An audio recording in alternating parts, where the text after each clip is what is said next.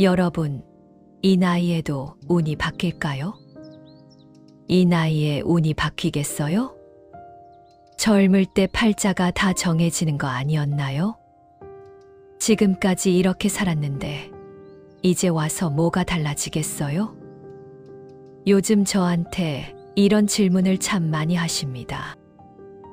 60대, 70대 되신 분들이 스님, 저는 이제 늦었어요. 타고난 운이 이런데 어떡해요? 하고 한숨 쉬시는 걸 볼 때마다 가슴이 아픕니다. 그런데 말이죠, 여러분. 제가 오늘 꼭 전해드리고 싶은 말씀이 있습니다. 부처님 가르침에 따르면 사람의 인생은 타고난 운보다 지금 이 순간 어떤 마음으로 사느냐가 훨씬 더 중요합니다.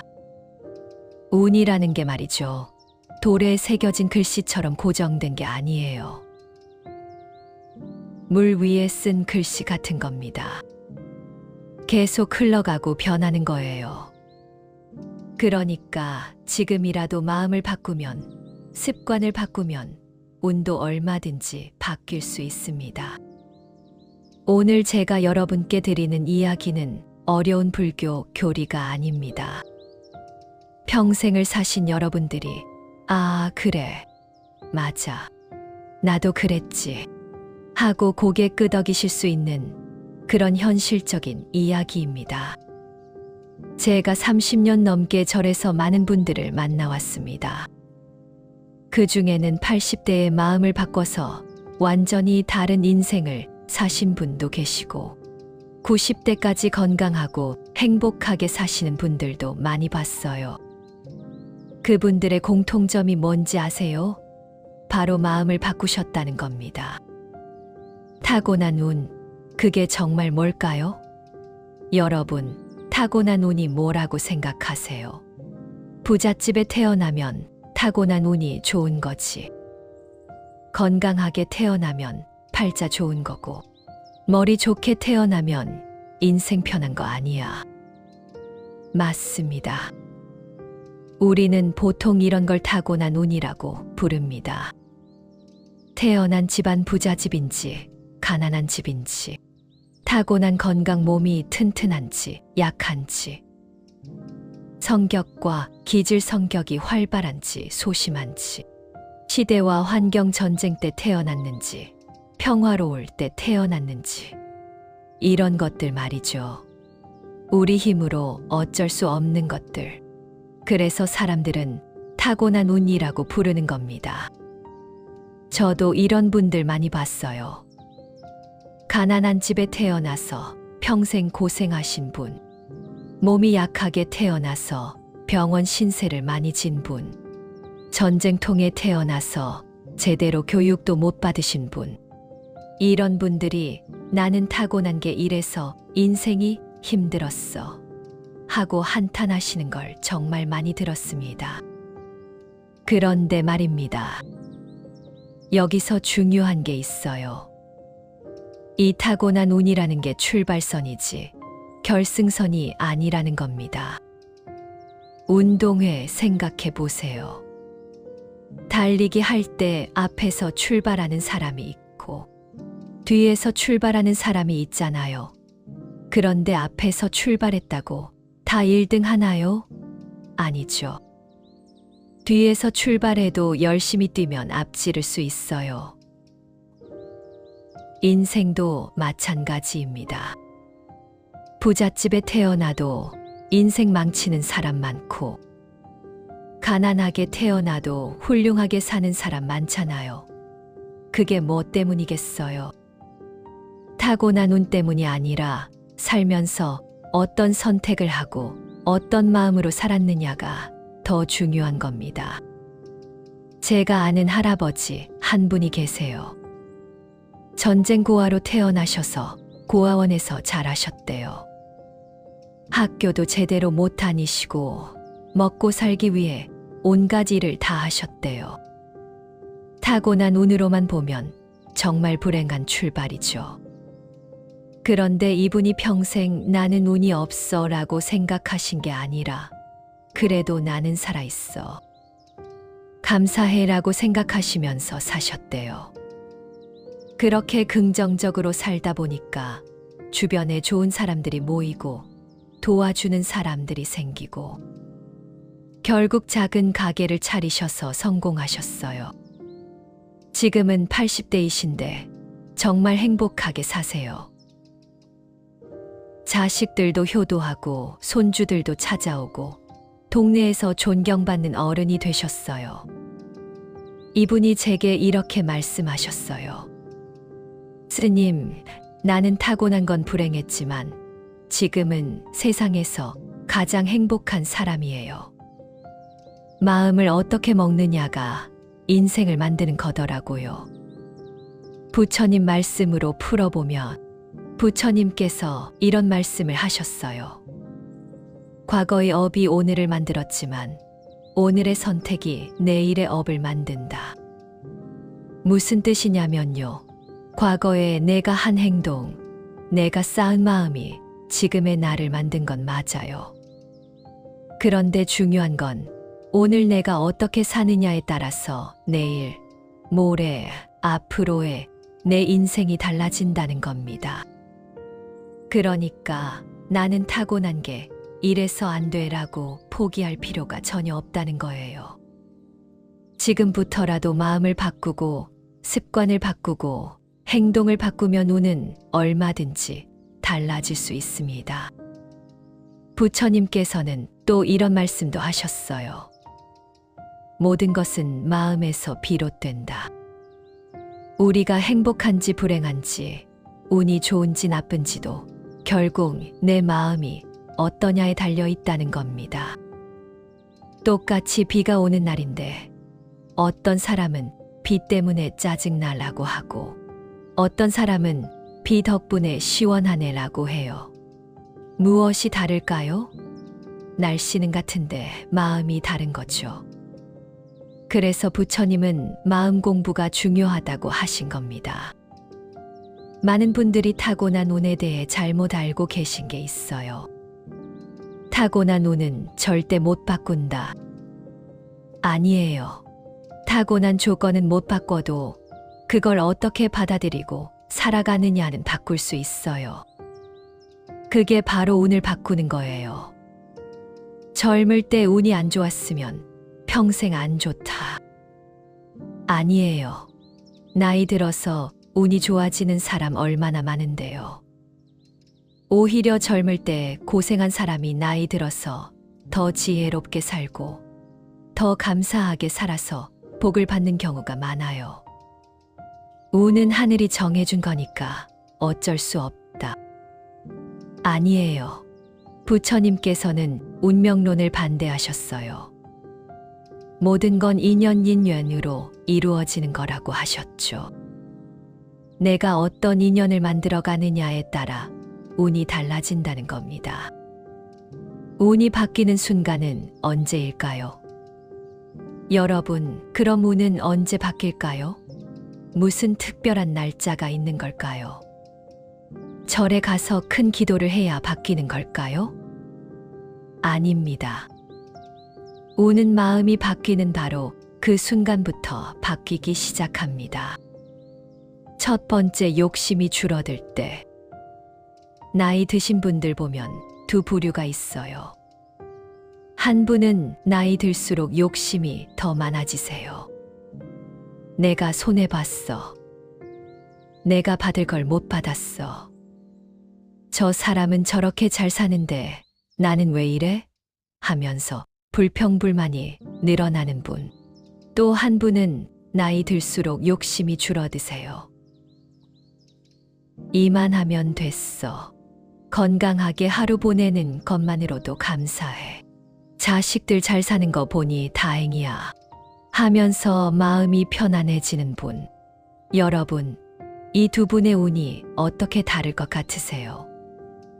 욕심이 많은 분은 계속 화가 나고 짜증나고 남 탓하면서 삽니다. 그러면 주변 사람들도 멀어지고 자식들도 부담스러워하고 결국 외로워지죠. 이게 운이 나빠지는 겁니다. 반대로 욕심이 줄어든 분은 마음이 편해지고 감사한 게 많아지고 주변 사람들도 편하게 대하죠. 그러면 자연스럽게 사람들이 모이고 좋은 일들이 생기고 이게 운이 좋아지는 겁니다. 욕심을 내려놓는 그 순간 운이 바뀌기 시작합니다. 제가 아는 할머니 한 분은 평생 재산 욕심이 많으셨대요. 형제들이 재산 나눌 때 자기가 조금이라도 손해본 것 같으면 화를 내시고 자식들한테도 계속 돈 모아라, 재산 불려라 하시면서 잔소리를 하셨대요. 그런데 어느 날 큰 병이 나셔서 병원에 입원하셨어요. 그때 깨달으셨대요. 아, 돈이 뭐 대수야. 건강이 최고지. 가족이 최고지. 그날부터 욕심을 내려놓으셨대요. 퇴원하신 후에 달라지셨어요. 자식들한테 돈 이야기 안 하시고 형제들한테도 먼저 연락하시고 주변 어려운 사람들 도와주기도 하시고 그랬더니 신기하게도 자식들이 더 자주 찾아오고 형제들도 더 잘해주고 주변에 좋은 사람들이 모이더래요. 할머니가 제게 이렇게 말씀하셨어요. 욕심을 놓으니까 복이 들어오더라고요. 두 번째 남과 비교를 멈출 때 우리 나이 드신 분들 모이면 뭐 하세요? 자식 자랑, 손주 자랑 하잖아요. 그런데 자랑이 지나치면 비교가 됩니다. 우리 아들은 대기업 다녀. 우리 딸은 의사랑 결혼했어. 우리 손주는 영어를 벌써 이만큼 해. 이러다 보면 어떻게 되나요? 듣는 사람은 속상하죠. 우리 집은 왜 이 모양인가 하면서 마음이 어두워집니다. 남과 비교하는 마음, 이게 운을 막아버립니다. 왜냐하면요, 비교하는 순간 지금 내가 가진 것에 감사하지 못하게 되거든요. 내 자식은 평범하게 잘 살고 있는데 남의 자식이 더 잘 사는 걸 보면 우리 자식이 못난 것처럼 보이잖아요. 그럼 자식한테 잔소리하게 되고 자식은 스트레스 받고 관계가 나빠지고 이렇게 악순환이 시작됩니다. 그런데 비교를 멈추고 우리 자식은 건강하게 살고 있어. 그것만으로도 감사해. 이렇게 생각하면요, 마음이 편해집니다. 그러면 자식한테도 따뜻하게 대하게 되고 관계도 좋아지고 자식도 부모님 더 잘 챙기게 되죠. 남과의 비교를 멈추는 순간 운이 흐르기 시작합니다. 경로당에 가보면 이런 모습 자주 봐요. 한쪽에서는 자식 자랑, 손주 자랑하면서 서로 비교하느라 정신없고 다른 한쪽에서는 그냥 편하게 화투 치면서 웃고 떠들고 어느 쪽이 더 행복해 보일까요? 당연히 후자죠. 비교하는 사람들은 표정이 어두워요. 항상 우리 집은 왜 하면서 불만이 있어요. 그런데 비교하지 않는 사람들은 표정이 밝아요. 그냥 오늘도 무사하니까 좋아 하면서 감사해요. 제가 아는 할아버지는 평생 남과 비교 안 하고 사신 분이에요. 자식이 평범한 회사 다니는데 다른 사람들이 자식 뭐 하세요? 물으면 회사 다녀. 건강하게 잘 살아. 이렇게만 대답하세요. 남들이 자식 자랑할 때도 그냥 그래 잘 됐네. 다행이야 하시고 본인 자식 얘기는 안 하세요. 그랬더니 어떻게 됐는지 아세요? 사람들이 이 할아버지를 제일 좋아해요. 왜냐하면 이 할아버지랑 있으면 편하거든요. 비교당하는 느낌, 무시당하는 느낌이 없으니까요. 그래서 동네 잔치 있을 때마다 이 할아버지를 모시려고 하고 명절 때도 사람들이 찾아오고 복이 저절로 오는 거예요. 세 번째 과거 원망을 내려놓을 때 여러분, 나이 들수록 과거 이야기 많이 하시죠? 그때 그 사람만 아니었어도, 내가 그때 그 선택만 안 했어도, 시어머니가 나한테 얼마나 심하게 했는지 몰라. 남편이 나를 얼마나 무시했는지. 이런 이야기들요. 30년, 40년, 50년 전 일인데 아직도 마음에 담고 계시는 분들이 많아요. 그런데 여러분, 이 원망이라는 게 누구를 벌주는 걸까요? 저 사람을 벌주는 걸까요? 아닙니다. 원망은 나 자신을 벌주는 겁니다. 원망하는 마음으로 살면요, 마음이 계속 어둡고 무겁습니다. 밤에 잠도 잘 안 오고, 화도 자주 나고, 몸도 아프고. 이게 다 원망 때문이에요. 그 사람은 이미 세상 떠났을 수도 있고, 아니면 저 멀리 잘 살고 있을 수도 있는데, 나만 계속 그 원망을 붙잡고 살고 있는 거예요. 이게 바로 운을 묶어두는 겁니다. 과거 원망을 내려놓는 순간 꽁꽁 묶였던 운이 풀리기 시작합니다. 제가 상담하면서 만난 분들 중에 이런 경우가 정말 많아요. 70대, 80대 되신 분들이 아직도 30년, 40년 전 일로 화를 내세요. 그 이야기를 하실 때 보면 마치 어제 일어난 일처럼 생생하게 기억하시고 감정도 그대로세요.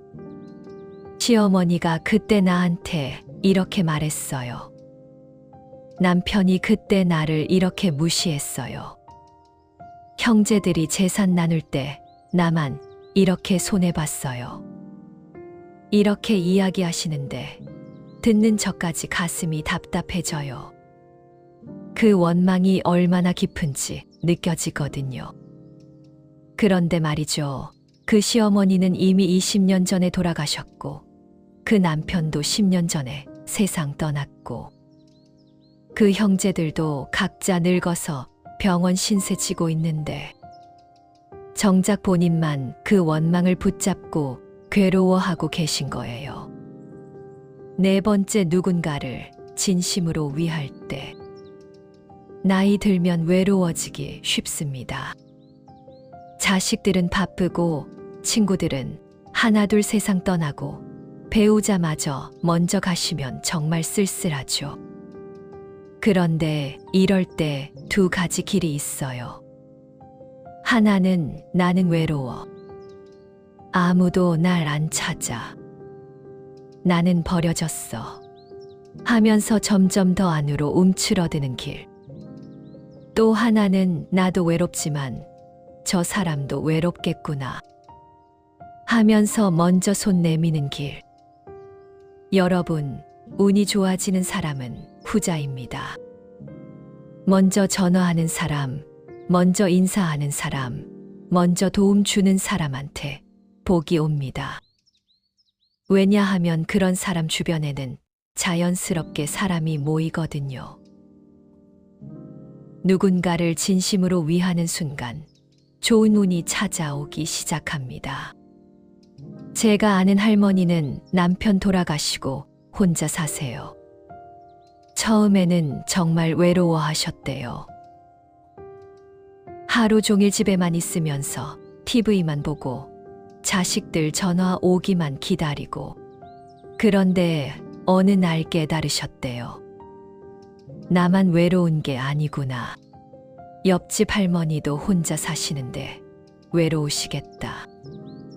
그날부터 옆집 할머니한테 먼저 전화하셨어요. 할머니, 밥 드셨어요? 우리 같이 산책할까요? 그렇게 시작해서 이제는 동네 혼자 사시는 어르신들 몇 분이랑 매일 만나세요. 같이 산책도 하고 밥도 같이 먹고 이야기도 나누고. 할머니가 제게 이렇게 말씀하셨어요. 스님, 나를 위하려고 하니까 더 외로웠는데 남을 위하니까 외롭지가 않더라고요. 그리고 복도 많이 받는 것 같아요. 요즘 하루하루가 즐거워요. 노년은 운이 끝나는 시기가 아닙니다. 여기서 제가 꼭 드리고 싶은 말씀이 있습니다. 노년은 운이 끝나는 시기가 아니라 운이 정리되는 시기입니다. 무슨 뜻이냐면요. 젊을 때는 이것저것 욕심도 많고 이것저것 하고 싶은 것도 많고 그래서 마음이 복잡하잖아요. 그런데 나이 들면서 욕심이 줄어들고 마음이 정리되고 정말 중요한 게 뭔지 알게 됩니다. 이때가 바로 인생에서 가장 좋은 운을 만들 수 있는 시기예요. 왜냐하면 이제는 남한테 보이기 위해서 사는 게 아니라 정말 내 마음이 편안하기 위해서 살 수 있는 나이니까요. 이제는 돈 많이 벌려고 애쓸 필요도 없고 출세하려고 무리할 필요도 없잖아요. 그냥 마음 편하게, 감사하게, 따뜻하게 살면 되는 거예요. 그게 바로 최고의 운을 만드는 방법입니다. 많은 분들이 나이 들면 끝이다 라고 생각하시는데 그건 정말 큰 오해예요. 오히려 나이 들수록 지혜가 생기고 마음이 성숙해지고 정말 중요한 게 뭔지 알게 되잖아요. 젊을 때는 돈, 명예, 지위 이런 게 중요하다고 생각했지만 나이 들면 알게 돼요. 건강, 가족, 마음의 평화 이게 진짜 중요한 거라는 걸요. 그래서 나이 든 분들이 오히려 더 행복할 수 있어요. 욕심이 줄어들어서 만족하기 쉽고 작은 것에도 감사하게 되고 사람들한테 더 너그러워지고 이게 바로 노년의 축복이에요. 이 시기를 잘 활용하면 인생에서 가장 행복한 시간을 보낼 수 있습니다. 자, 그럼 이제 구체적으로 어떻게 하면 운을 바꿀 수 있는지 알려드리겠습니다. 어려운 거 하나도 없어요. 여러분이 오늘부터 당장 실천할 수 있는 것들입니다. 첫 번째, 말버릇을 바꾸면 운의 흐름이 바뀝니다. 여러분, 혹시 이런 말 자주 하시나요? 난 안 돼. 이 나이에 뭘. 팔자지 뭐. 내 팔자가 원래 이래. 나는 운이 없어. 이런 말들요. 입버릇처럼 하시는 분들이 참 많아요. 그런데 이게 단순한 말이 아닙니다. 이 말들이 운을 꽁꽁 묶어버리는 겁니다. 왜 그럴까요? 우리 뇌라는 게 참 신기해요. 내가 자꾸 난 안 돼라고 말하면 뇌가 정말로 아, 나는 안 되는 사람이구나 하고 믿어버립니다. 그러면 진짜로 안 되는 일들이 생겨요. 왜냐하면 내가 먼저 포기해버리니까요. 반대로 나는 할 수 있어. 아직 괜찮아. 이렇게 말하면 뇌가 아, 나는 할 수 있는 사람이구나 하고 믿습니다. 그러면 진짜로 해낼 수 있는 힘이 생겨요. 요즘 과학자들도 이걸 증명했어요. 긍정적인 말을 하면 뇌에서 좋은 호르몬이 나오고 부정적인 말을 하면 스트레스 호르몬이 나온대요. 그러니까 말이 곧 약이 될 수도 있고 독이 될 수도 있는 거예요.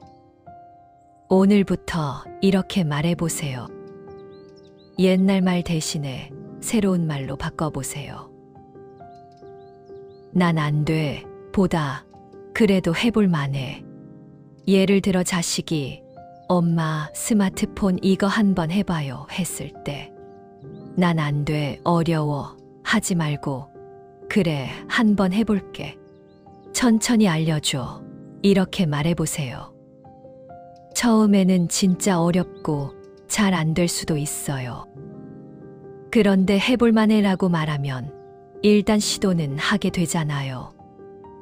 시도를 하다 보면 조금씩 배우게 되고 결국 할 수 있게 돼요. 이 나이에 뭘 보다 아직 늦지 않았어. 새로운 취미를 시작할 때 이 나이에 무슨 그림을 그려 하지 말고 해보고 싶었는데 잘 됐네. 이제라도 시작해볼까? 이렇게 말해보세요. 제가 아는 할머니는 75세에 서예를 시작하셨어요. 처음에는 이 나이에 붓을 잡네 하시면서 웃으셨는데 지금은 동네에서 서예 전시회도 하시고 상도 받으셨어요. 아직 늦지 않았어 라는 마음으로 시작하신 거예요. 팔자지 뭐 보다 그래도 감사한 일이 많아. 힘든 일이 생겼을 때 내 팔자가 원래 이래 하지 말고 힘들긴 하지만 그래도 건강하니까 다행이야. 이렇게 말해보세요. 팔자 타령하면 그 순간부터 모든 게 팔자 탓이 돼요. 그러면 아무것도 바뀌지 않아요. 그런데 그래도 감사해라고 하면 감사할 거리를 찾게 되고 그러면 마음이 밝아져요. 나는 운이 없어 보다 오늘도 무사하네.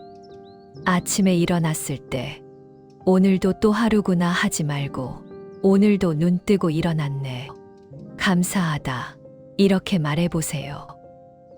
눈 뜨고 일어나는 게 당연한 게 아니에요.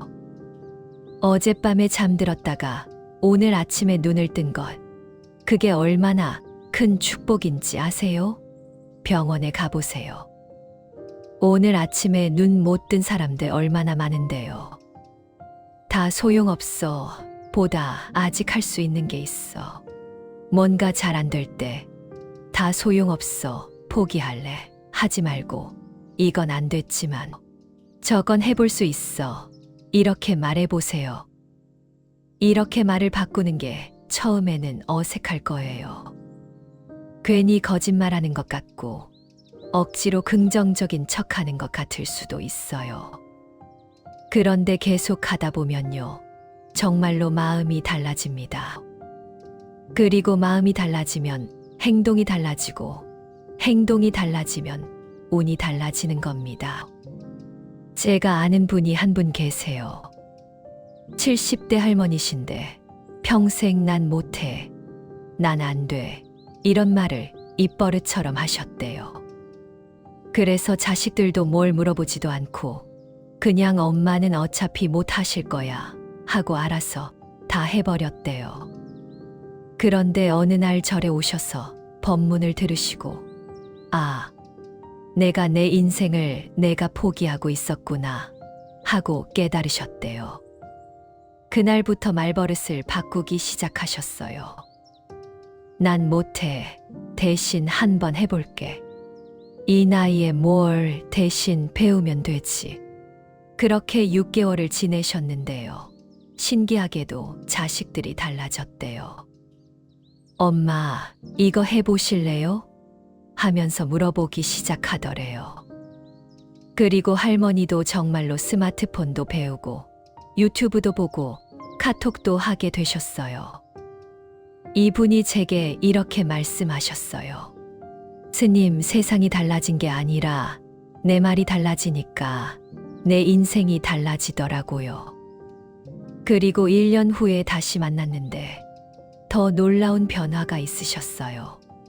이분이 동네 경로당에서 스마트폰 사용법을 다른 어르신들한테 가르쳐 주고 계신 거예요. 평생 난 못해 라고 하시던 분이 이제는 남을 가르치는 선생님이 되신 거죠.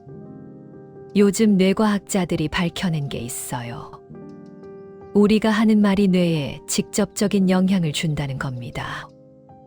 부정적인 말을 계속하면 뇌의 편도체라는 부분이 활성화돼요. 이게 불안과 공포를 담당하는 부분이에요. 그래서 부정적인 말을 많이 하면 항상 불안하고 두렵게 느껴지는 거예요. 반대로 긍정적인 말을 하면 뇌의 전두엽이 활성화돼요. 이게 희망과 계획을 담당하는 부분이에요. 그래서 긍정적인 말을 하면 미래에 대한 희망이 생기고 뭔가 해볼 수 있다는 생각이 드는 거예요. 그리고 또 하나, 우리 주변 사람들도 우리 말에 영향을 받아요. 부정적인 말을 많이 하는 사람 옆에 있으면 다들 피곤해져요. 그래서 사람들이 멀어지죠. 반대로 긍정적인 말을 하는 사람 옆에 있으면 기분이 좋아져요. 그래서 사람들이 모이고요. 결국 말버릇 하나가 내 인생 전체를 바꿀 수 있는 거예요. 여러분, 말이 바뀌면 운이 바뀝니다. 오늘부터라도 좋은 말을 하세요. 두 번째, 원망을 내려놓는 순간 큰 운이 열립니다. 나이 드신 분들 만나보면요. 마음에 원망을 담고 계신 분들이 정말 많아요. 시어머니가 나한테 얼마나 심하게 했는지, 남편이 평생 나를 얼마나 무시했는지, 형제들이 재산 나눌 때 나만 손해봤어. 자식들이 날 얼마나 섭섭하게 하는지, 30년, 40년, 어떤 분은 50년 전 일을 아직도 어제 일처럼 생생하게 기억하면서 화내고 계세요. 그런데 여러분, 제가 여쭤볼게요. 그렇게 원망하면서 사신 세월 동안 그 원망이 상대방한테 뭔가 해를 끼쳤나요? 상대방이 벌을 받았나요? 아니죠. 오히려 나만 가슴 답답하고, 나만 화나고, 나만 잠 못 자고, 나만 몸 아픈 거예요. 원망은 상대를 벌 주는 게 아니라 내 운을 붙잡아 두는 족쇄입니다. 원망을 품고 살면 어떻게 될까요? 첫째, 몸이 아파집니다. 화를 계속 품고 있으면 몸에서 스트레스, 호르몬이 나와요. 그러면 혈압도 올라가고, 소화도 안 되고, 잠도 안 오고, 의사 선생님들도 이거 다 증명했어요. 화병이라는 게 괜히 생기는 게 아닙니다. 제가 아는 할머니는 시어머니 원망을 30년간 품고 사셨는데 결국 위염, 불면증, 고혈압, 온갖 병이 다 생기셨어요. 의사 선생님이 할머니, 마음의 병을 치료해야 몸의 병도 나아요 라고 하셨대요. 둘째, 관계가 나빠집니다. 원망을 품고 있으면 자꾸 그 이야기를 하게 돼요. 누구 만나도 그 이야기, 자식 만나도 그 이야기. 그러면 사람들이 피곤해합니다. 또 그 이야기야 하면서 슬슬 피하게 되죠. 그럼 더 외로워지고, 외로우니까 또 원망이 커지고, 악순환입니다. 자식들이 제일 힘들어해요. 엄마, 그 얘기는 이제 그만해요. 옛날 일이잖아요. 이렇게 말하면 너희가 뭘 알아? 너희는 안 당해봐서 몰라 하면서 화를 내시죠. 그러면 자식들은 점점 덜 찾아오게 돼요. 셋째, 좋은 일이 들어올 자리가 없습니다. 마음이 원망으로 가득 차 있으면요. 좋은 일이 와도 못 봐요. 누가 친절하게 대해줘도 저 사람도 속셈이 있겠지 하고 의심하게 됩니다. 감사할 일이 있어도 이게 뭐라고 하면서 대수롭지 않게 여기게 돼요. 이러니까 좋은 운이 오질 않는 거예요. 마음이 원망으로 꽉 차 있으면 복이 들어올 빈 공간이 없어요. 컵에 물이 가득 차 있으면 새 물을 부을 수 없잖아요. 마찬가지로 마음에 원망이 가득 차 있으면 복이 들어올 수가 없는 거예요. 어떻게 원망을 내려놓을 수 있을까요? 스님, 그게 말이 쉽지 어떻게 잊어요? 평생 받은 상처인데. 네, 알아요. 쉽지 않죠. 그런데 방법이 있습니다. 완벽하게 용서하려고 하지 마세요. 많은 분들이 착각하시는 게 용서한다는 건 상대방을 이해하고 받아들여야 한다고 생각하세요. 아니에요. 그 사람이 한 짓을 정당화할 필요 없어요. 그냥 그래, 그런 일이 있었지. 그 사람 잘못이 맞아. 그런데 나는 이제 그 일 때문에 더 이상 고통받고 싶지 않아. 이렇게 생각하는 겁니다.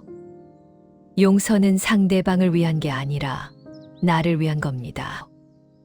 내 마음을 자유롭게 하기 위한 거예요. 상대방이 잘못했다는 사실은 변하지 않아요. 그건 그대로 놔두면 돼요. 다만 그 일 때문에 내가 계속 괴로워할 필요는 없다는 거죠. 그 사람 입장에서도 생각해보기. 시어머니가 미웠다면 시어머니도 사실은 시집살이 하면서 고생했을 거예요. 그 고생 때문에 마음이 거칠어진 거죠.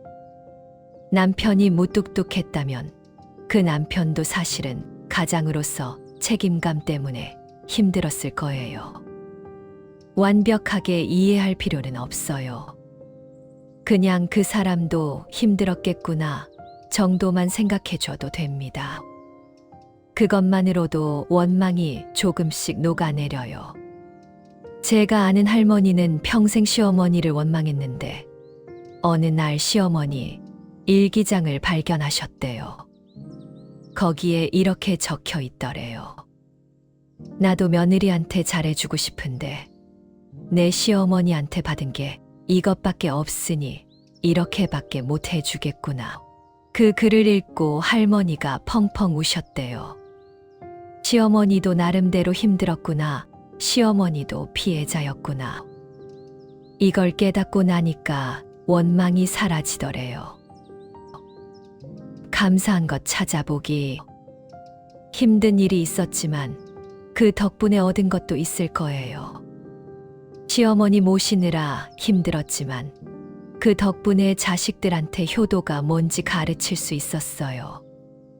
남편이 무뚝뚝했지만 그래도 가족 먹여 살리려고 평생 일했어요. 형제들이 재산 나눌 때 손해봤지만 그 덕분에 돈보다 중요한 게 뭔지 배웠어요. 이렇게 생각하면요, 원망이 조금씩 줄어듭니다. 힘든 시간이 있었기에 지금의 내가 있는 거예요. 고통이 없었다면 성장도 없었을 거고 지혜도 얻지 못했을 거예요. 시간을 정해놓고 원망하기. 이건 제가 상담할 때 자주 쓰는 방법이에요. 완전히 있는 게 힘들면 시간을 정해놓고 원망하는 거예요. 나는 매일 저녁 7시부터 7시 10분까지만 그 일을 생각하고 화낼 거야. 그 외의 시간에는 생각하지 않을 거야. 이렇게 정해놓으면 평소에 그 생각이 나도 아니야. 지금은 7시가 아니야. 저녁에 생각하자 하면서 넘길 수 있어요. 그리고 시간이 지나면서 점점 그 10분도 필요 없어지게 돼요. 제가 아는 할머니 한 분이 계세요. 80대 되셨는데 평생 시어머니 원망하면서 사셨대요. 시어머니가 며느리를 얼마나 구박했는지 말도 못할 정도였대요.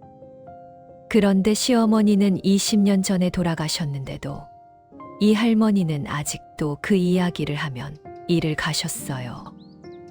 그런데 어느 날 법문을 들으시고 깨달으셨대요. 20년 동안 시어머니는 편히 저승에 계시는데 나만 지옥 같은 삶을 살고 있구나. 그날부터 마음을 바꾸기 시작하셨어요. 시어머니도 본인 시집살이가 힘들어서 그랬겠지. 이제 나는 그 원망 놓고 싶어. 이렇게요. 그리고 며칠 후에 시어머니 산소에 가셔서 이렇게 말씀하셨대요.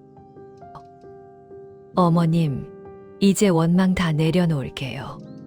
편히 계세요. 저도 이제 편하게 살고 싶어요. 그렇게 산소에서 돌아오시는데 가슴이 뻥 뚫리는 것 같더래요. 평생 짓눌렸던 무거운 돌이 가슴에서 떨어져 나간 기분이었대요. 그 후로 할머니가 달라지셨어요. 얼굴이 환해지고 웃음도 많아지고 자식들한테도 전보다 부드러워지셨대요. 그랬더니 자식들이 더 자주 찾아오고 손주들도 할머니를 더 좋아하고 정말로 운이 바뀐 거예요. 할머니가 제게 이렇게 말씀하셨어요. 스님, 원망을 놓으니까 복이 들어오더라고요. 진작 놓을 걸 왜 그렇게 오래 붙잡고 살았는지 모르겠어요. 그리고 더 놀라운 건 할머니가 이제는 남편 산소에도 자주 가신대요. 평생 남편을 미워했는데 이제는 여보, 그때는 서로 힘들었지. 이해해. 고생 많았어. 하면서 대화를 나누신대요. 여러분, 원망을 내려놓으세요. 그게 여러분을 자유롭게 만들고 좋은 운을 불러오는 첫걸음입니다. 세 번째, 작은 선행이 큰 운을 부릅니다. 스님, 나는 돈도 없고 힘도 없는데 무슨 선행을 해요? 이렇게 말씀하시는 분들 많아요. 선행이라고 하면 큰돈 기부하고 봉사활동 나가고 이런 거라고 생각하시는데 아니에요. 부처님이 말씀하신 선행은 아주 작은 것부터 시작합니다. 부처님께서 이런 말씀을 하셨어요. 작은 물방울이 모여 큰 바다를 이룬다. 선행도 마찬가지예요. 작은 선행이 쌓이고 쌓여서 큰 복이 되는 거예요. 시니어가 할 수 있는 작은 선행들. 먼저 인사하기. 아파트 엘리베이터에서 이웃 만났을 때 먼저 안녕하세요.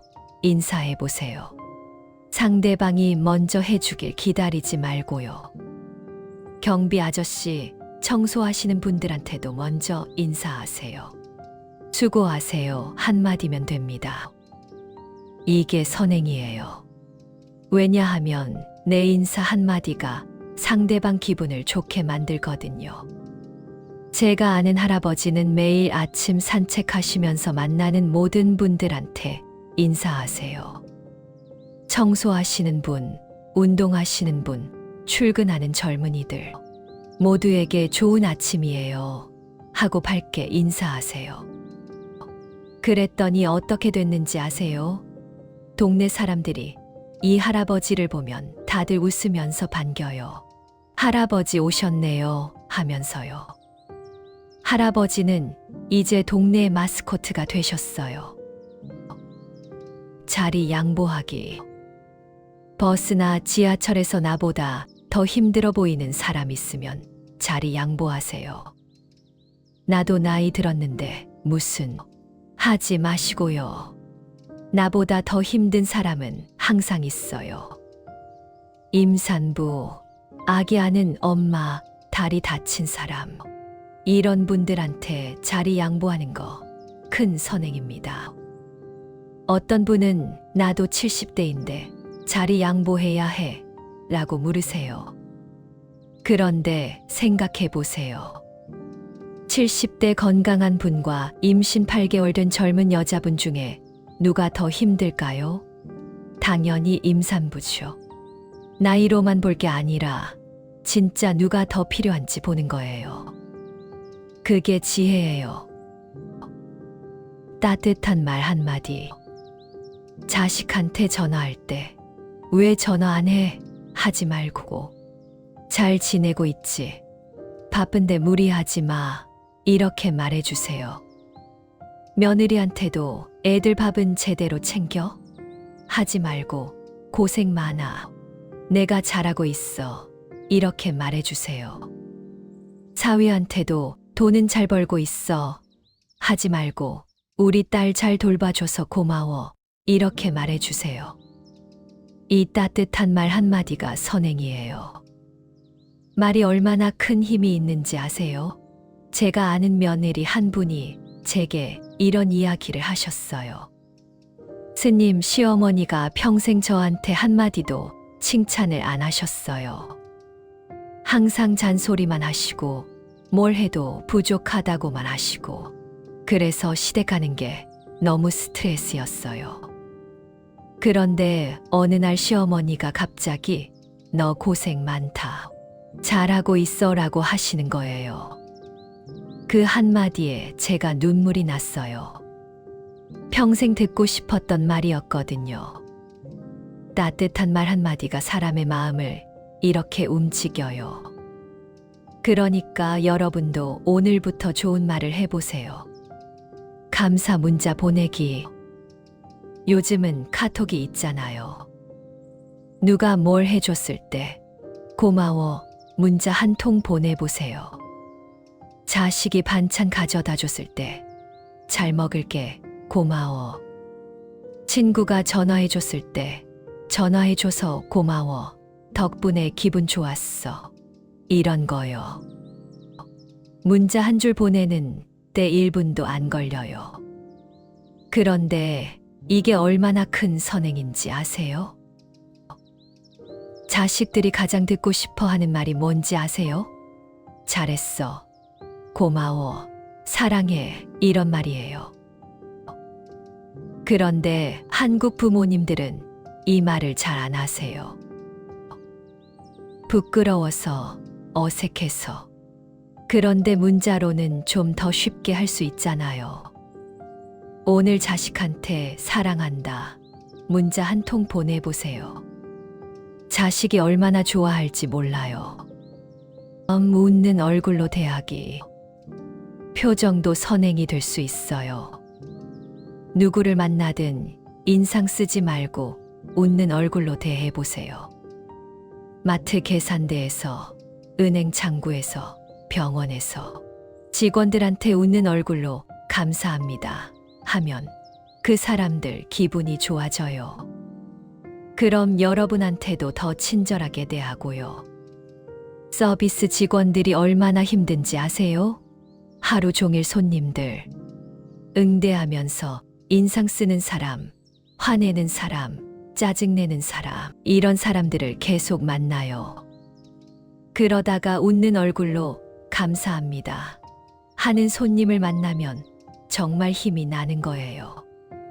제가 아는 할머니는 병원 갈 때마다 간호사들한테 웃으면서 고생 많으세요. 화이팅 하신대요. 그랬더니 간호사들이 이 할머니를 특별히 잘 챙겨주신대요. 할머니 오셨어요? 여기 앉으세요 하면서요. 이게 다 웃는 얼굴의 힘이에요. 왜 작은 선행이 큰 운을 부를까요? 이런 작은 일들이 뭐가 대단하다고 운이 바뀌어요? 그렇게 생각하실 수도 있어요. 그런데 부처님 말씀이 뭐예요? 큰 복은 큰 일을 해서 오는 게 아니라 작은 선을 오래 했을 때 쌓입니다. 물 한 방울, 한 방울은 작아 보이지만 그게 모이면 바다가 되잖아요. 선행도 마찬가지예요. 오늘 인사 한 번, 내일 자리 양보 한 번, 모레 따뜻한 말 한마디. 이렇게 계속하다 보면 1년 후에는 365번의 선행을 한 거예요. 이게 쌓이면 엄청난 복이 되는 겁니다. 그리고 또 하나, 선행을 하면 내 마음이 편해져요. 오늘 좋은 일 했네 하면서 기분이 좋아지잖아요. 이게 바로 운이 좋아지는 겁니다. 내 마음이 밝아지면 운이 따라오거든요. 과학자들도 이걸 증명했어요. 남을 도와주면 뇌에서 세로토닌이라는 행복 호르몬이 나온대요. 그래서 남을 도와주는 사람이 오히려 더 행복하다는 거예요. 그리고 선행을 하면 주변 사람들이 달라져요. 내가 좋은 일을 하면 사람들이 나를 좋아하게 되고, 그러면 나한테도 좋은 일이 생기게 되는 거예요. 제가 아는 할아버지 한 분 계세요. 70대 후반이신데 은퇴하시고 집에만 계시니까 무료하고 외로우셨대요.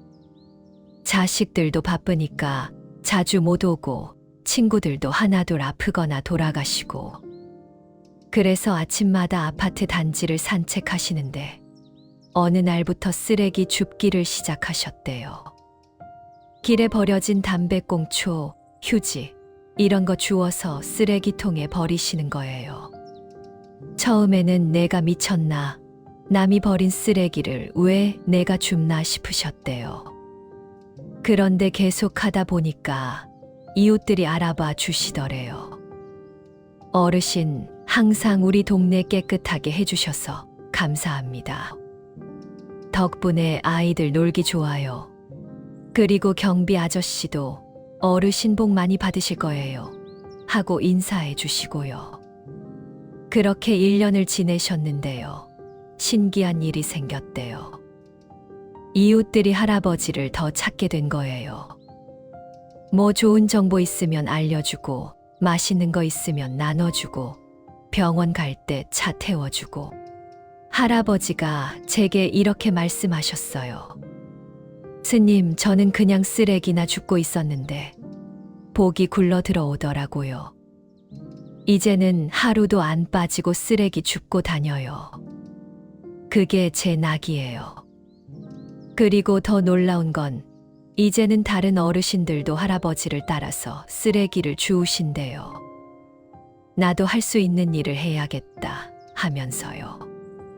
할아버지의 작은 선행이 다른 사람들한테도 영향을 미친 거예요. 여러분, 작은 선행부터 시작하세요. 오늘 인사 한 번, 미소 한 번부터요. 그게 쌓여서 큰 복이 됩니다.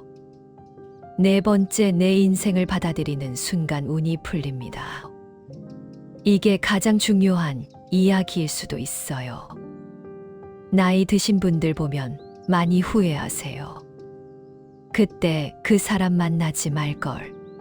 그때 그 일을 했어야 했는데. 다시 젊어진다면 절대 이렇게 안 살 텐데. 이런 생각으로 평생을 괴로워하시는 분들이 많아요. 그런데 여러분, 제가 여쭤볼게요. 과거로 돌아갈 수 있나요? 없죠. 그럼 어쩔 건가요?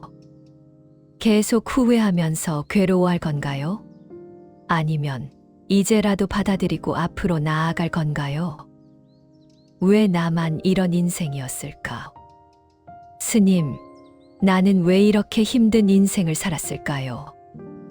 남들은 다 잘 사는 것 같은데 왜 나만 고생했을까요? 이런 질문 많이 받아요. 그럴 때마다 저는 이렇게 여쭤봐요. 그럼 어떤 인생이 좋은 인생이에요?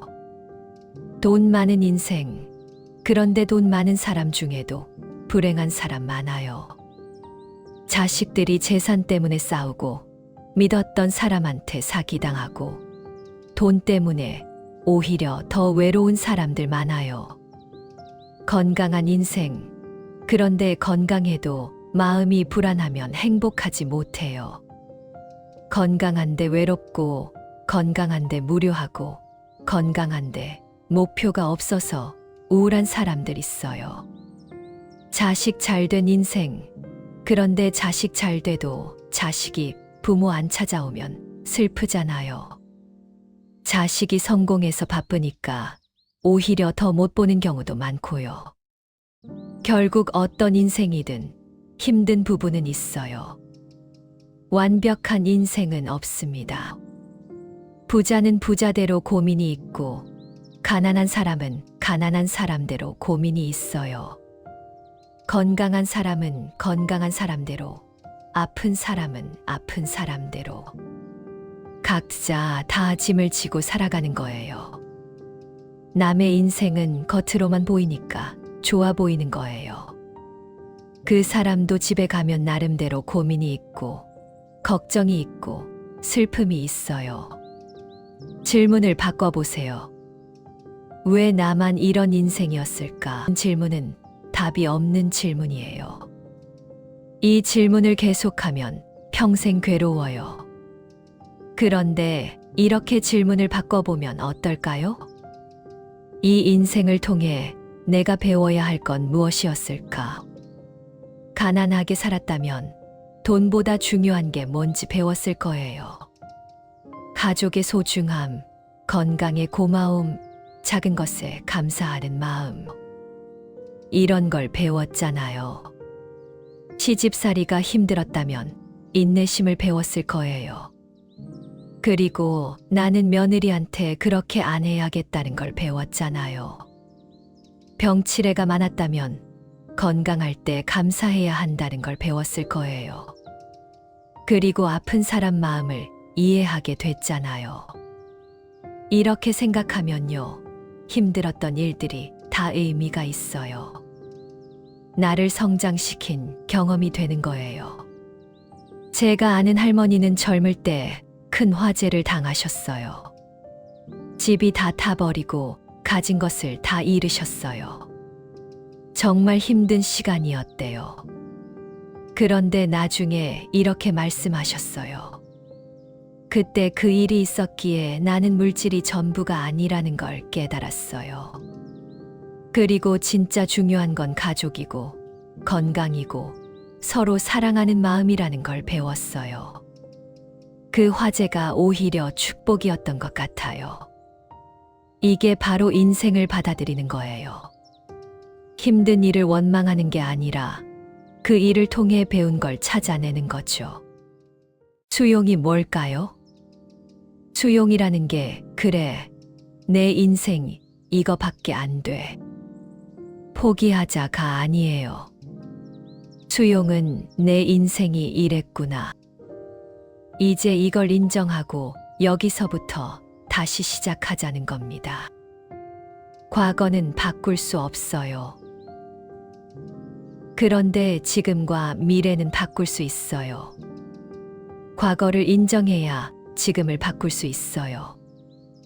문이 굳게 잠겨 있으면 아무리 밀어도 안 열리잖아요.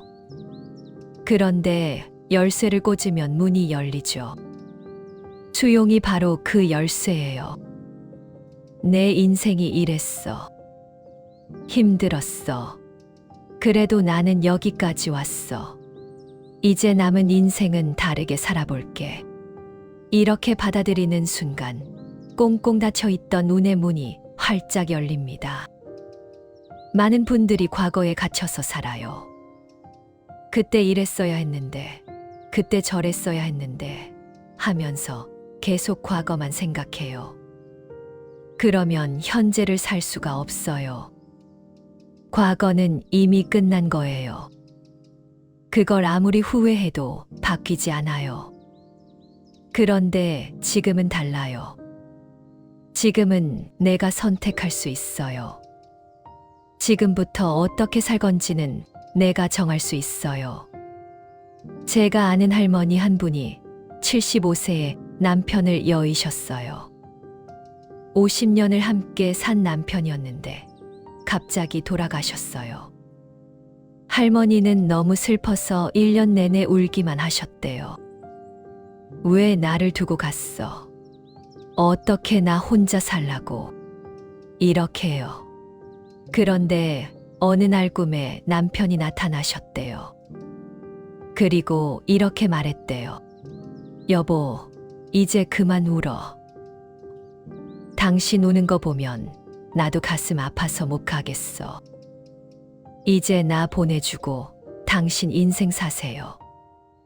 꿈에서 깨고 나서 할머니가 생각하셨대요. 그래, 이제 받아들여야지. 남편은 갔고 나는 남았어. 남은 인생을 의미 있게 살아야지. 그날부터 할머니가 달라지셨어요. 봉사활동도 시작하고 독거노인들 도시락 배달도 하고 경로당에서 노래 교실도 다니시고 그렇게 5년을 사시더니 지금은 동네에서 가장 밝고 활기찬 할머니가 되셨어요. 할머니가 제게 이렇게 말씀하셨어요. 스님, 남편 떠난 걸 받아들이니까 오히려 더 많은 사람들을 만나게 되고 더 의미 있는 일을 하게 되더라고요. 남편이 날 보내준 것 같아요. 이제 너 인생 살라고. 그리고 할머니가 이런 말씀도 하셨어요. 50년 동안은 아내로 살았어요. 그런데 이제 남은 시간은 나로 살고 싶어요. 아내도 아니고 엄마도 아니고 할머니도 아니고 그냥 나로요. 이게 바로 수용이에요. 과거를 인정하고 지금부터 내 인생을 사는 거예요. 여러분, 내 인생을 받아들이세요. 그게 새로운 시작의 문을 여는 겁니다. 5번째 노년의 가장 강력한 눈 바꾸기, 기도와 마음 공부. 마지막으로 가장 강력한 방법을 말씀드릴게요. 새벽 5분 감사 기도. 아침에 눈 뜨면 제일 먼저 뭘 하세요? 아이고, 또 아침이네. 오늘도 어디 아픈 데 없나? 이렇게 시작하시나요? 오늘부터 이렇게 해보세요. 눈 뜨자마자 손 모으고 5분만 감사 기도를 하는 겁니다. 오늘도 눈을 뜨게 해주셔서 감사합니다. 오늘도 숨 쉬게 해주셔서 감사합니다. 따뜻한 집이 있어서 감사합니다. 자식들이 건강해서 감사합니다. 밥 먹을 수 있어서 감사합니다. 이렇게요. 거창할 필요 없어요. 그냥 지금 내가 가진 것, 당연하게 여겼던 것들에 감사하면 됩니다. 이 5분 감사 기도가 하루를 바꿉니다. 감사로 시작한 하루는 감사로 끝나요. 그러면 운이 좋아지는 거예요. 제가 매일 아침 감사 기도를 하라고 권하는 이유가 있어요. 사람의 마음은 아침에 어떻게 시작하느냐에 따라 하루가 달라지거든요. 아침에 불평으로 시작하면 하루 종일 불평하게 돼요. 오늘도 날씨가 왜 이래? 오늘도 몸이 왜 이렇게 안 좋지? 오늘도 할 일이 없네. 이렇게 계속 부정적으로 생각하게 돼요. 그런데 감사로 시작하면 하루 종일 감사할 일을 찾게 돼요. 날씨가 좋네, 밥이 맛있네, 자식이 전화했네. 같은 일도 다르게 보이는 거예요. 밤에 잠들기 전에도 5분만 시간을 내보세요. 오늘 하루 수고했어. 잘했어. 자기 자신한테 이렇게 말해주는 겁니다. 남한테 칭찬받기를 기다리지 말고 내가 나를 칭찬해 주는 거예요. 오늘 인사 잘했어. 오늘 화내지 않고 참았어. 오늘 밥 맛있게 먹었어. 오늘 잘 살았어. 이렇게요. 그리고 내일 계획도 세워봐요. 내일은 먼저 웃어볼 거야. 내일은 자식한테 좋은 말 해줄 거야. 내일은 산책하면서 감사할 거야. 이 잠들기 전 자기 위로가 내일을 바꿉니다. 긍정적인 마음으로 잠들면 다음 날도 좋은 일이 생겨요. 많은 분들이 밤에 잠들기 전에 걱정을 해요. 내일은 또 어떻게 될까? 병원 검사 결과가 나쁘면 어쩌지? 자식들이 언제 연락할까? 이런 걱정을 하면서 잠들면 꿈도 안 좋고 잠도 설치고 다음 날 아침에 일어나도 피곤해요. 그런데 감사하면서 잠들면 꿈도 좋고 잠도 잘 자고 다음 날 아침에 일어나면 기분이 상쾌해요. 요즘은 유튜브에 좋은 법문들이 많이 올라와 있어요. 자기 전에 10분, 20분만 들어보세요. 굳이 절에 안 가도 돼요. 집에서 편하게 누워서 들어도 됩니다. 그냥 틀어놓고 들으면서 잠들어도 좋아요. 부처님 말씀을 들으면요. 마음이 편안해져요. 화났던 것도 가라앉고 걱정하던 것도 줄어들고 원망하던 것도 녹아내려요. 마음이 편해지면 운은 따라옵니다. 이게 진리예요. 제가 아는 할아버지는 매일 밤 법문을 들으면서 잠드세요. 처음에는 이게 무슨 소용이야 하셨는데 한 달쯤 지나니까 달라지더래요. 평소에 화도 덜 나고 짜증도 덜 나고 마음이 평온해지는 걸 느끼셨대요. 그리고 가족들이 먼저 알아봤대요. 아버지, 요즘 표정이 밝아지셨어요. 무슨 좋은 일 있으세요? 할아버지가 이렇게 말씀하셨어요. 부처님 말씀을 들으니까 마음이 편해지더라고. 그랬더니 세상이 다르게 보이더라고. 젊을 때는 돈 벌고 출세하고 이게 중요했죠. 그런데 이제 나이 들면 뭐가 중요한가요? 마음이 편한 게 제일 중요해요. 돈 많아도 마음 불편하면 불행하고 돈 없어도 마음 편하면 행복하잖아요. 자식 잘 돼도 내 마음이 불안하면 괴롭고 자식 평범해도 내 마음이 감사하면 행복하고요. 결국 인생의 행복은 마음에 달려 있어요. 그래서 마음 공부가 필요한 겁니다. 마음 공부라고 해서 어렵게 생각하지 마세요. 그냥 매일매일 내 마음을 들여다보는 거예요. 오늘 나는 화를 냈구나. 왜 화가 났을까? 오늘 나는 외로웠구나. 왜 외로웠을까? 오늘 나는 감사했구나. 뭐가 감사했을까? 이렇게 내 마음을 살피는 것. 이게 마음 공부예요. 마음 공부를 하면 운이 저절로 좋아집니다. 왜냐하면 마음이 밝아지면 말이 좋아지고 행동이 좋아지고 그러면 주변 사람들도 좋아지고 결국 내 인생이 좋아지는 거예요. 부처님께서 이런 말씀을 하셨어요. 모든 것은 마음에서 시작된다. 좋은 일도 나쁜 일도 행복도 불행도 다 마음 먹기에 달려 있다는 거예요. 그래서 마음을 잘 관리하는 사람이 인생을 잘 사는 사람이에요. 마음을 잘 관리하려면 매일 내 마음을 살펴봐야 해요. 그게 바로 마음 공부예요. 마음 공부의 가장 쉬운 방법은 명상이에요. 그런데 명상이라고 하면 어렵게 생각하시는데 사실 아주 간단해요. 편하게 앉아서 눈 감고 호흡만 지켜보면 돼요.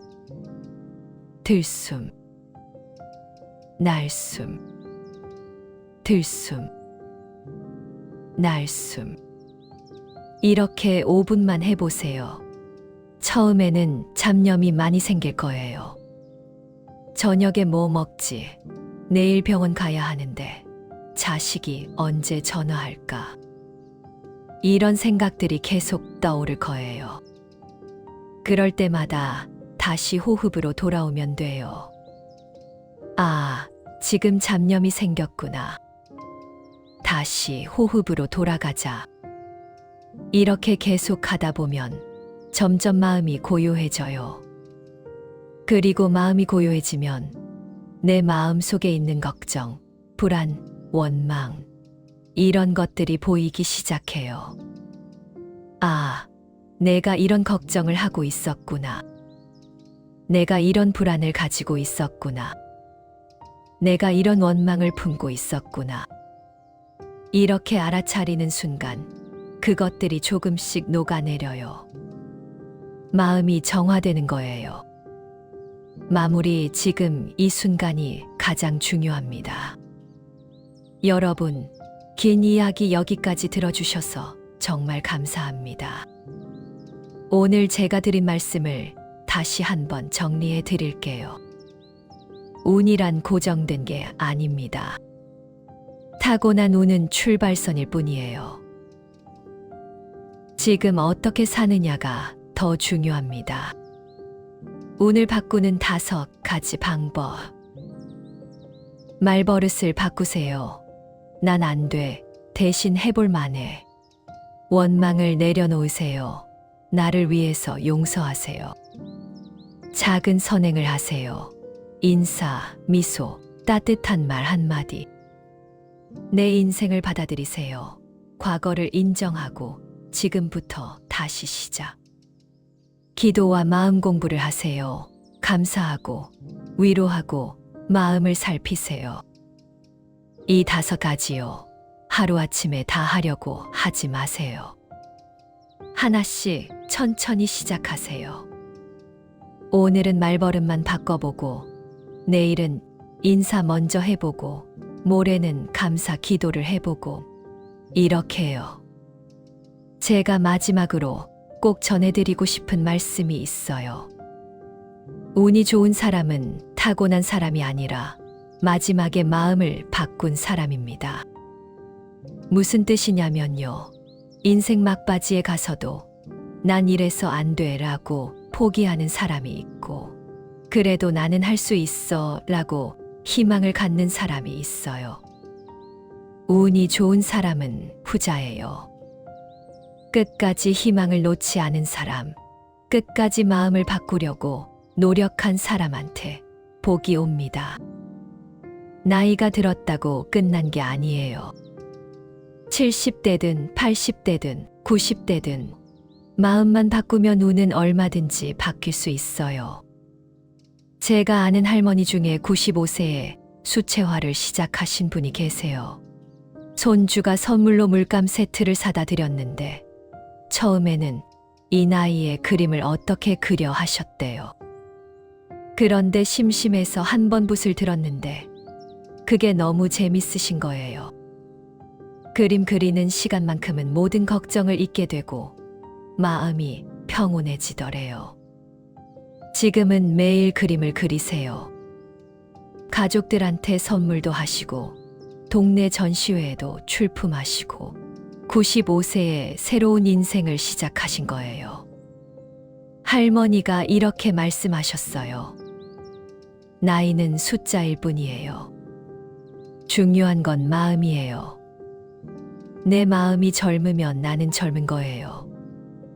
여러분은 이미 시작하셨습니다. 그리고 마지막으로 이 말씀 꼭 드리고 싶어요.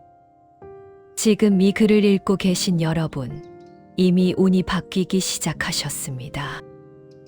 왜냐하면요, 이 글을 읽고 계시다는 건 나도 변하고 싶다. 나도 더 나은 삶을 살고 싶다는 마음이 있다는 거잖아요. 그 마음 자체가 이미 변화의 시작이에요. 씨앗을 심었으면 이제 물만 주면 돼요. 매일매일 좋은 말, 좋은 생각, 좋은 행동. 이게 물이에요. 이렇게 계속 물을 주면 씨앗이 싹 트고 나무가 되고 열매가 맺히는 거예요. 그 열매가 바로 좋은 운입니다. 부처님께서 이런 비유를 들어주셨어요. 한 걸음 한 걸음이 모여 천리 길이 된다. 오늘 작은 변화 하나, 내일 작은 실천 하나. 이게 모여서 나중에는 완전히 다른 인생이 되는 거예요. 오늘부터 시작하세요. 오늘 저녁부터 시작해 보세요. 잠들기 전에 5분만 시간을 내서 자기 자신한테 말해보세요. 나 오늘 하루 수고했어. 내일은 조금 더 좋은 하루를 만들어 볼게. 그리고 내일 아침에 눈 뜨면 이렇게 말해보세요. 오늘도 눈 뜨게 해주셔서 감사합니다. 오늘 하루도 잘 살아볼게요. 이것만 해도 충분해요. 이게 시작이에요. 너무 많은 걸 한꺼번에 하려고 하지 마세요. 하나씩 천천히 꾸준히 하는 게 중요해요. 급하게 바꾸려고 하면 오래 못 가요. 천천히 자기 페이스대로 하세요. 여러분을 응원합니다.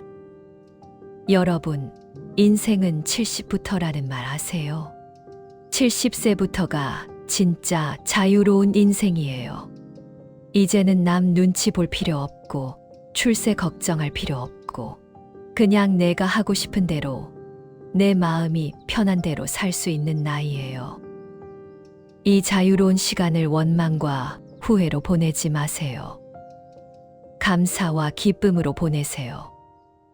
그러면 여러분의 노년이 인생에서 가장 행복한 시간이 될 겁니다. 부처님께서도 말씀하셨어요. 마음을 바꾸는데 늦은 때란 없다. 지금이 바로 그때입니다. 오늘이 바로 그날입니다. 저는 지금 이 글을 읽고 계신 모든 분들이 행복하시길 바랍니다. 건강하시길 바랍니다. 마음이 편안하시길 바랍니다. 여러분의 운이 좋아지길, 여러분의 마음이 편안해지길, 여러분의 남은 인생이 행복하길 진심으로 기도드립니다. 작은 실천이 큰 변화를 만듭니다. 제가 30년 넘게 많은 분들을 상담하면서 깨달은 게 있어요. 큰 변화는 큰 결심에서 오는 게 아니라 작은 실천이 쌓여서 온다는 거예요. 오늘부터 완전히 다른 사람이 될 거야 라고 다짐하는 분들 많으세요. 그런데 대부분 며칠 못 가요. 왜냐하면 너무 큰 변화를 한꺼번에 하려고 하니까요. 그런데 오늘은 인사 한 번만 더 해보자. 오늘은 좋은 말 한마디만 하자. 이렇게 작은 걸 하시는 분들은 계속하세요. 그리고 1년 후에 보면 완전히 다른 사람이 돼 있어요. 제가 아는 할아버지는 매일 하나씩만 좋은 일을 하기로 하셨대요. 오늘은 쓰레기 하나 줍고, 내일은 인사 한 번 하고, 모레는 감사 문자 한 통 보내고, 이렇게 1년을 하셨더니 365개의 좋은 일을 하신 거예요. 그랬더니 할아버지 인생이 완전히 바뀌셨어요. 사람들이 할아버지를 좋아하고 복도 많이 받고 건강도 좋아지시고 작은 것부터 시작하세요. 그게 가장 확실한 방법이에요. 함께하면 더 쉽습니다. 혼자 하기 힘들면 함께 하세요. 배우자가 계시면 배우자랑 같이 하세요. 오늘부터 우리 감사 기도 같이 하자. 매일 아침 5분만. 친구가 있으면 친구랑 같이 하세요. 우리 매일 감사한 일 하나씩 문자로 보내자. 자식들한테 말해도 좋아요. 엄마가 요즘 마음 공부하려고 해. 응원해줘. 함께하면 훨씬 쉬워요. 혼자 하면 까먹기도 하고 귀찮아지기도 하는데 같이 하면 서로 격려가 되거든요. 경로당이나 노인회에서 모임을 만드는 것도 좋아요. 감사 나누기 모임, 좋은 말 하기 모임, 이런 거요. 일주일에 한 번씩 모여서 서로 감사한 일, 좋은 일 나누면 정말 좋아요. 기록하면 더 효과적입니다. 여력이 되시면 일기를 써보세요. 거창한 일기가 아니라 그냥 간단하게요. 오늘 감사한 일 날씨가 좋았다. 자식이 전화했다. 밥이 맛있었다. 오늘 한 좋은 일 이웃한테 먼저 인사했다. 내일 하고 싶은 일 친구한테 전화하기. 이렇게 3줄만 써도 돼요. 쓰다 보면 하루가 정리되고 내가 얼마나 많은 걸 가졌는지 보이고 내일에 대한 기대도 생겨요. 그리고 한 달 후에, 1년 후에 다시 읽어보세요. 아, 내가 이렇게 많이 변했구나 하는 걸 느낄 수 있을 거예요. 제가 아는 할머니는 감사 일기를 3년째 쓰고 계세요. 처음에는 감사한 게 하나도 없는 것 같아서 쓰기가 힘드셨대요. 그런데 계속 쓰다 보니까 점점 감사할 일이 많아지시더래요. 처음에는 억지로 감사한 거 찾았어요. 그런데 이제는 감사한 게 너무 많아서 다 못 써요. 할머니가 이렇게 말씀하셨어요. 실패해도 괜찮습니다. 중요한 말씀 하나 더 드릴게요. 실패해도 괜찮습니다. 오늘은 인사 못했네. 오늘은 화를 냈네. 오늘은 감사 기도 까먹었네. 이런 날이 있을 거예요. 당연해요. 우리가 완벽한 사람이 아니니까요. 그럴 때 자책하지 마세요. 역시 나는 안 돼. 못 바꿔 이러지 마시고 오늘은 못했지만 내일 다시 하면 되지. 이렇게 생각하세요. 넘어졌다고 영영 못 일어나는 게 아니에요. 다시 일어나면 돼요. 중요한 건 포기하지 않는 거예요. 부처님께서도 말씀하셨어요. 7번 넘어져도 8번 일어나는 사람이 성공한다. 실패는 실패가 아니에요. 배움이에요. 아, 이렇게 하니까 안 되는구나. 다른 방법을 시도해 봐야겠다. 이렇게 배우는 거예요. 스님, 얼마나 하면 변화를 느낄 수 있어요? 이렇게 물어보시는 분들 많으세요. 사람마다 다 달라요. 어떤 분은 일주일 만에 변화를 느끼시고 어떤 분은 몇 개월 걸리기도 해요. 그런데 확실한 건 계속하면 반드시 변화가 온다는 거예요. 처음에는 변화가 안 느껴질 수도 있어요. 그런데 계속 하다 보면 어느 순간 나 달라진 것 같은데 하는 순간이 와요. 그리고 주변 사람들이 먼저 알아봐요. 요즘 표정이 밝아지셨어요. 요즘 말씀이 부드러워지셨어요. 요즘 행복해 보이세요. 이렇게요. 제가 드리고 싶은 말씀은 결과에 집착하지 말고 과정을 즐기라는 거예요. 언제 변할까? 언제 좋아질까? 이렇게 조급하게 생각하지 말고 오늘도 좋은 하루 보냈네. 내일도 이렇게 살아봐야지. 이렇게 생각하세요.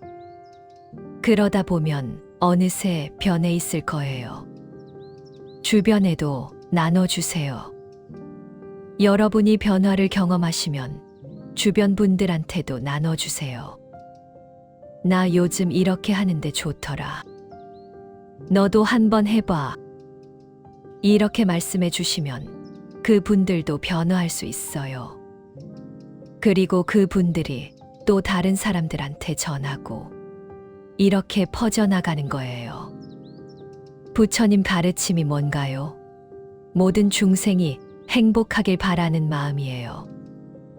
내가 행복해지는 것도 중요하지만 다른 사람들도 행복해지도록 돕는 게 더 큰 복이에요. 여러분이 먼저 변하세요. 그리고 그 변화를 다른 사람들한테 보여주세요. 말로만 하지 말고 실제로 변한 모습을 보여주는 거예요. 그러면 사람들이 저 사람 요즘 왜 저래? 뭔가 달라졌는데? 하면서 관심을 갖게 돼요. 그때 여러분의 경험을 나눠주시면 돼요. 절에 오시는 것도 좋습니다. 혹시 기회가 되시면 절에도 한번 오세요. 굳이 법회나 큰 행사가 아니어도 좋아요.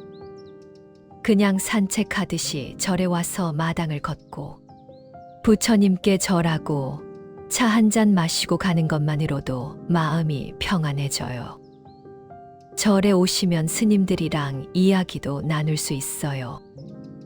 고민이 있으면 상담도 받을 수 있고 법문도 들을 수 있고 혼자 하기 힘들면 스님들한테 도움을 청하세요.